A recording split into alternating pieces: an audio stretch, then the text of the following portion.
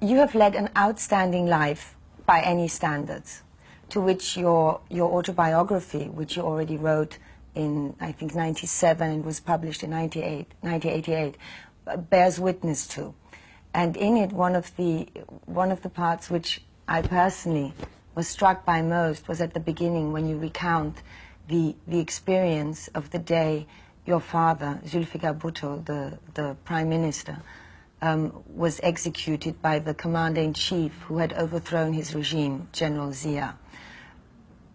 Is that memory still as vivid in your mind today? And to what extent did such a key event influence you to be the woman you are today and to be the politician you've become today? It changed the course of my life. I had no intention of going into politics, and had my father lived, perhaps I would have chosen a different life for myself, a more stable life. But his assassination at the hands of a military dictator convinced me that I had to fight for his ideals, for a liberal and democratic Pakistan. And I was plunged into this new world of politics at a very young age. Of course, I've learned a lot climbing up the ladder since then, but it was a totally new world for me. So would you say that your father had not intended you to go into politics? Because the remarkable thing was that he sent his two daughters to be highly educated, which at the time in a Muslim country such as Pakistan was not usual. You're right. My father always wanted me to go into politics. When he was Prime Minister of Pakistan, Indira Gandhi was Prime Minister of our neighbor, India.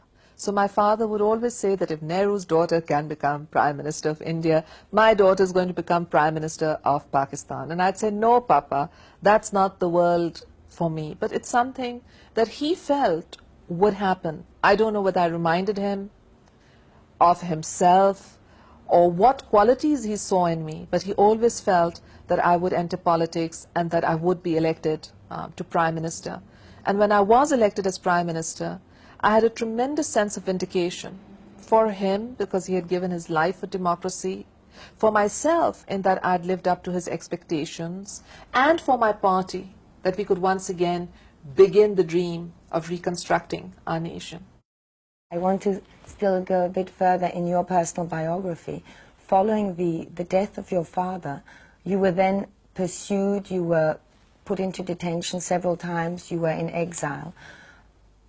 How did you find the strength to continue in this struggle, and what were the lowest moments? What do you remember looking back? Well, there were many, many low moments when my father was killed and we weren't even able to attend his funeral. When I was imprisoned and nearly died in prison because of neglect, there were death threats, there were many low moments. But you know, when I look back to that period, there was such a sense of a mission, and not only myself, but everybody else was caught in a frenzy. It was as though there was a goal that had to be achieved and everything else was precluded, and we devoted ourselves wholly, fully, solely to getting rid of Zia and his military dictatorship. And it was that sense of zeal or mission that really sustained all of us in that time. And do you think it was because you were the daughter of Zulfikar Bhutto that you had more ease as a woman to convince the people in your party and in your country?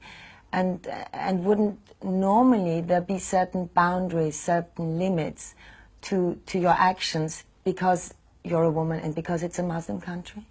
Partially, yes. Because I was Zulfikar Ali Bhutto's daughter, I was given a great degree of respect and a great degree of support. And my father's followers saw in me the embodiment of his dreams. So they rallied around me. But it also had to do with Pakistan's liberal tradition.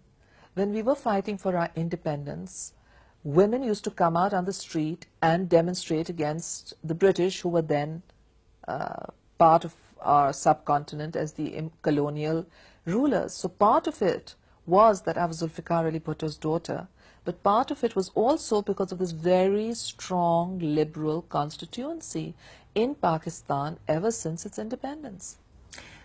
And would you say that according to the Quran, you can, as a woman, have higher education, study, become active in politics? Or is there Of course, I think that religion, first of all, I think religion is a personal matter and each person must interpret it for themselves. So what I'm telling you is my interpretation as a Muslim.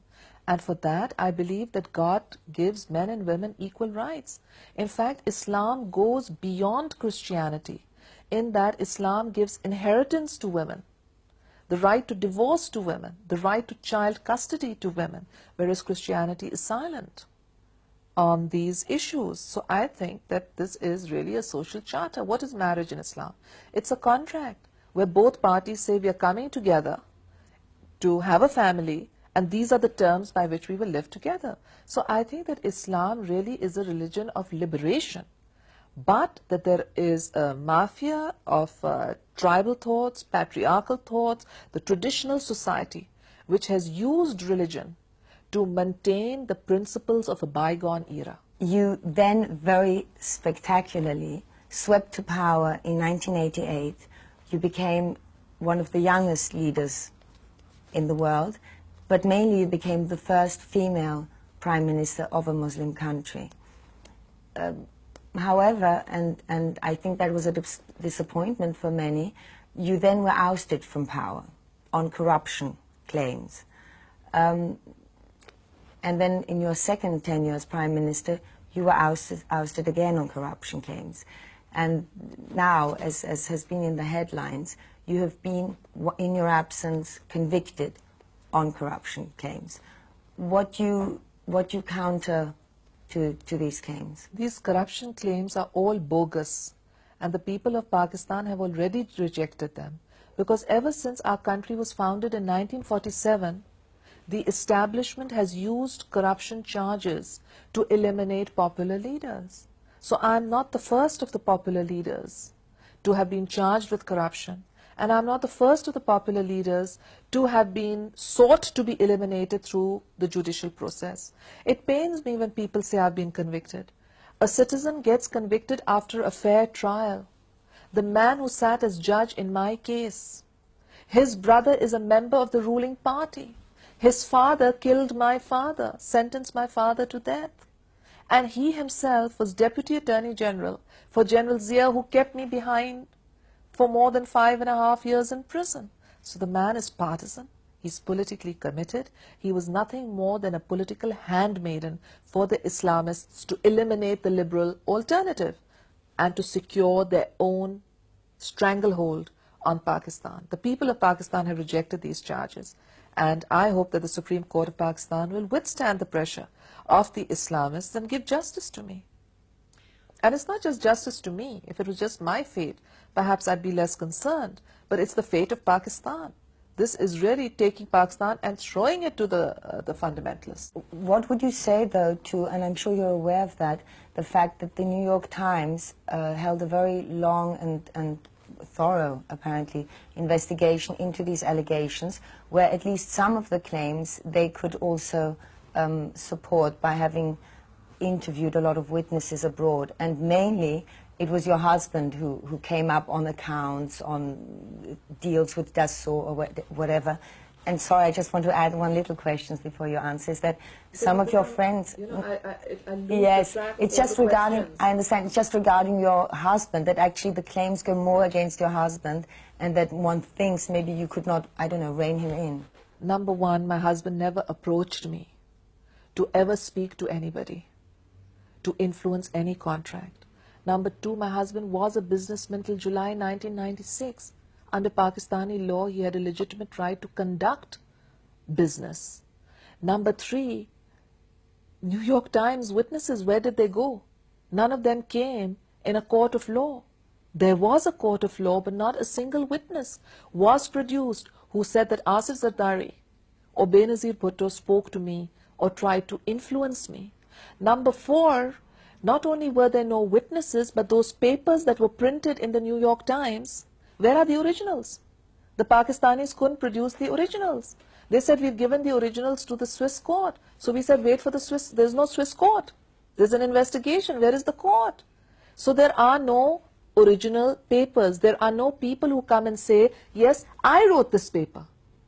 So the whole thing has been based on half-truths which are then elaborated into a grand fantasy. My husband is a businessman. He does business. He has money, he buys a house, he has bank accounts. Everybody has bank accounts. But where did he use my influence?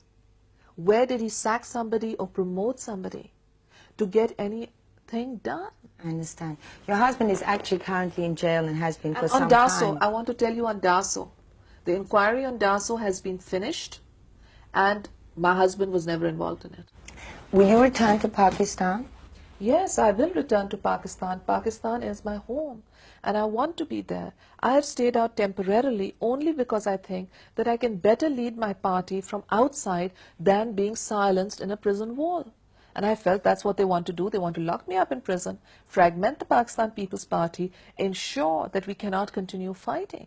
And I wanted to stop that. I wanted to stop them eliminating me from politics by using prison walls. I see it very temporarily, and I'd like to recreate the fervor that we created in 1986, and I'd like to go back once again to Pakistan and lead the movement for a restoration to democracy, liberalism, and the emancipation of our people. The Taliban regime, how would you assess that? How do you explain that? Well, the Taliban rose up suddenly when I was in power, and at that time there was a lot of talk that we were supporting them. We were, in a sense, giving them political and diplomatic support, but we weren't giving them financial or military support. The Taliban were unable to take Kabul until my last days, after my brother had been killed, and it became clear that I was going, the mandate that I had given for Pakistan to pursue diplomatically through persuasion was violated, and the Taliban went it alone. Now when I look back at it, in retrospect, I feel that both the international community and we mishandled the issue. So you actually think you misread the threat? Well, I say that things weren't as bad when we were there, in the sense that while people were concerned about the Taliban did not have total control over Afghanistan. But while you were there, for instance, the now sought-after terrorist Osama bin Laden was already allegedly in Afghanistan. No, I only know that Osama bin Laden went to Afghanistan sometime in 97 or 98, long after our government had been dismissed in 1996. And let me tell you, Osama bin Laden would not have gone to Afghanistan while I was there, because Osama bin Laden is part of this entire militant movement, and I have been their enemies long before the West became their enemy. They wanted to get a base, and I was the one who was a threat to their base. Osama bin Laden paid $10 million to have me overthrown in 1989. This money was given to Mr. Nawaz Sharif because he thought of Mr. Nawaz Sharif as one of them. In 1993, Mr. Ramzi Yousef made the world terrorist who did the New York bombings.